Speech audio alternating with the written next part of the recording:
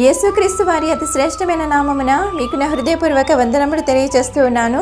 ఈరోజు దేవుని వాగ్దానము, కన్నీళ్లు విడుచుచు విత్తువారు సంతోషగానముతో పంట కోసెదరు.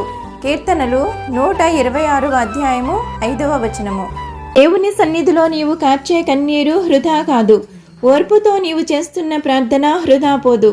కొన్నిసార్లు మంచి పనులు చేసేటప్పుడు, ఇతరులకు సహాయం చేసేటప్పుడు, దేవుని కొరకు నిలబడ్డప్పుడు మీకు బాధ, నిరాశ కలగవచ్చు.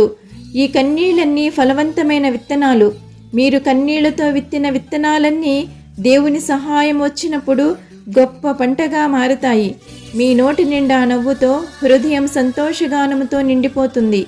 మీరు చేసే ప్రయాస, త్యాగం, సహనం దేవుని దృష్టిలో విలువైనవి.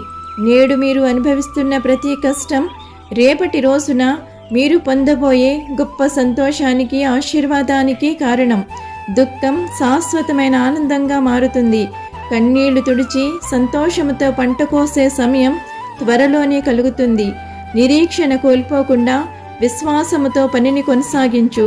ఎందుకంటే కన్నీళ్లతో విత్తబడిన ప్రతిదీ ఆనందగానంతో కోస్తాం. హల్లెలూయా.